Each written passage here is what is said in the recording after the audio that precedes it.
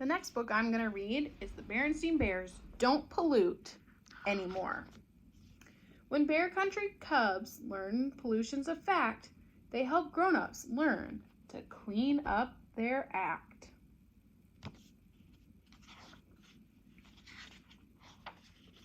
Well, looky here, said Papa as he opened the evening news. Your friend, Professor Actual Factual's got his picture in the paper. Oh, said Brother and Sister Bear, coming to see. There's a big story too, said Papa, and a headline. My goodness, said Mama Bear. What's it about? Leading scientist claims bear country is in serious trouble, he said, reading the headline. What sort of trouble? Asked Sister.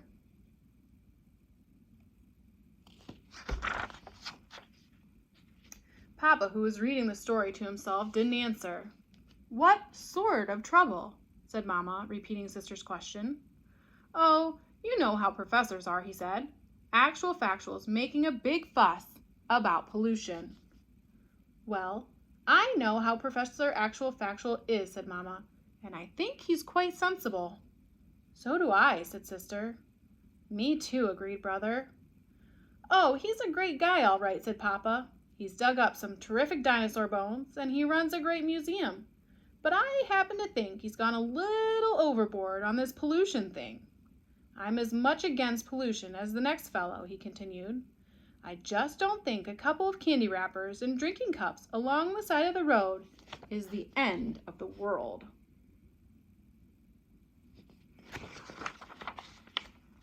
Besides, bear country is in great shape. Come on, I'll show you. He opened the door and led the family out onto the front stoop. You see, bear country is not only in good shape, it's downright beautiful. The rolling hills, the forests, the lakes and streams, and just look at that sunset. It's beautiful, all right, agreed Brother, but our science book says that some of these colors are caused by chemicals in the air that shouldn't be there. Pfft, said Papa. Say, aren't you two supposed to be doing homework? Sister, who had just about completed her homework, finished quickly. But Brother Bear was stuck. Teacher Bob had asked him to do a report on endangered species. The books he had taken out of the school library weren't very helpful. Of course, the kind of shape bear country was in wasn't as simple as Papa made it seem. How bear country looked depended on your point of view. It looked fine from the bear family's front stoop. It looked even better if you had a bird's eye view while flying high above the earth. But if you had a squirrel's eye view and were finding fewer and fewer acorns because too many trees were being cut down, bear country didn't look so fine. If you had a duck's eye view, you might think the professor was right about pollution. And if you had a fish's eye view, you might think things were downright awful.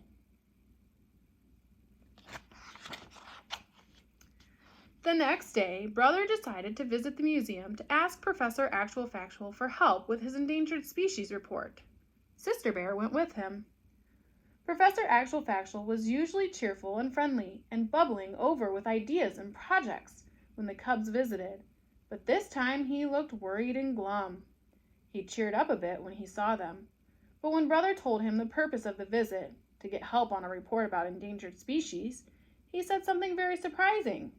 I'll tell you, the endangered species to do your report on is us. We don't understand, they said. It's very simple, explained the professor. We bears and all other creatures need certain things to survive.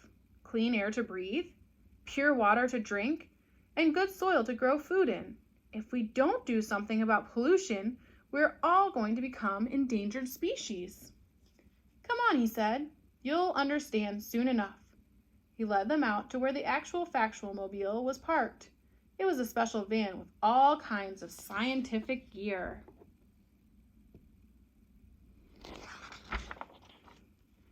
Then the professor took Brother and Sister on a bear country tour they wouldn't soon forget.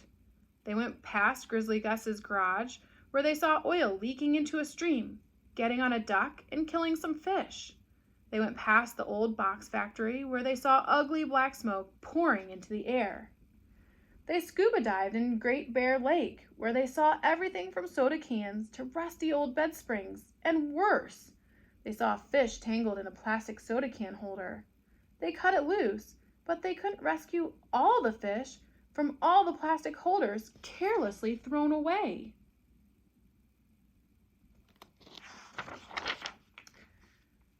They drove through the forest and saw that a great many trees had been cut down and that not many new trees had been planted to replace them.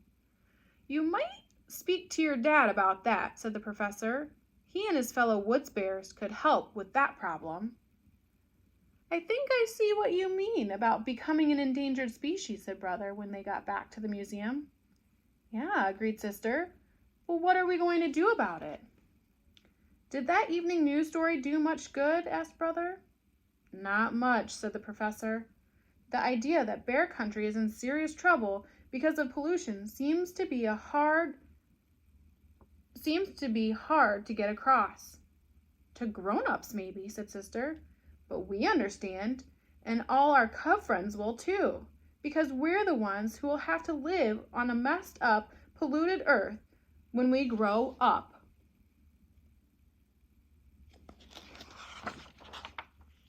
"Professor," said Brother, "how does this sound? You come to our school and explain all about pollution to the cubs of bear country.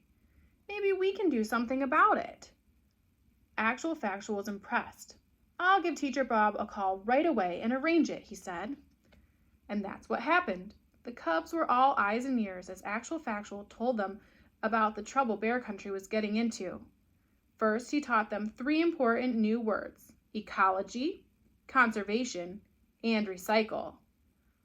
The way the plants and the earth itself work together is ecology.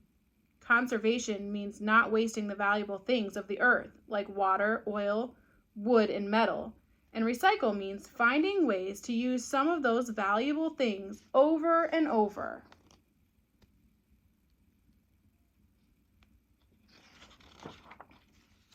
The cubs learned quite a lot from Actual Factual, and they had some ideas of their own too. "How about a recycling program?" suggested one cub. "Maybe for newspapers to start," added another. "Then, if it works, for cans and bottles too." Tim Honeypot said he'd talk to his dad, Mayor Honeypot, about it. Brother Bear remembered Grizzly Gus's garage. "You shouldn't be allowed to spill oil into streams and kill fish," he said. Babs Bruno, whose dad was the chief of police, said, "I'll talk to my dad. If there isn't a law against it, there ought to be." Even Too Tall helped with an idea. "My uncle owns the Super Duper Market. He could put in a bag return plan for reusing bags." "Excellent suggestion," said the professor. "The bag return is fine, Too Tall," said Teacher Bob. Cousin Freddie had the best idea of all.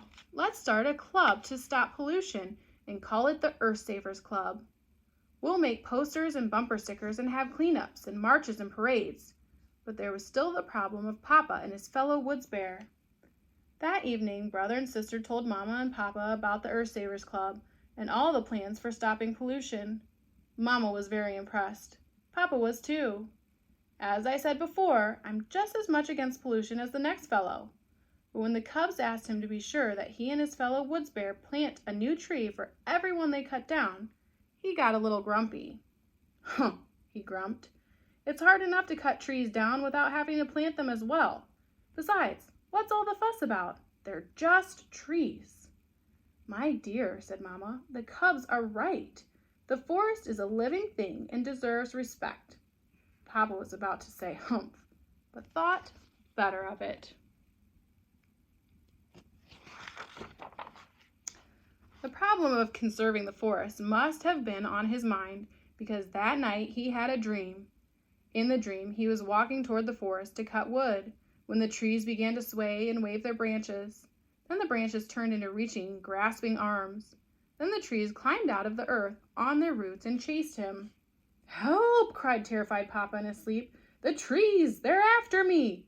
He woke up in a cold sweat.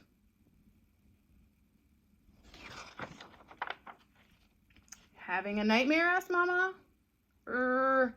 must have been something I ate, he said. Or something you heard, perhaps, she said. About trees?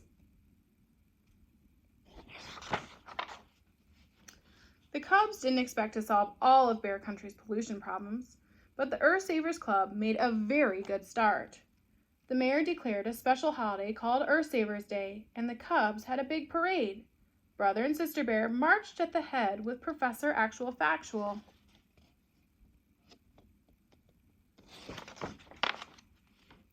There were many grown-ups in the parade, too, including Papa Bear, who carried a sign that did not say, humph. It said, a good woods bear plants a tree for every single one he cuts. No ifs, no ands, no maybes, or buts.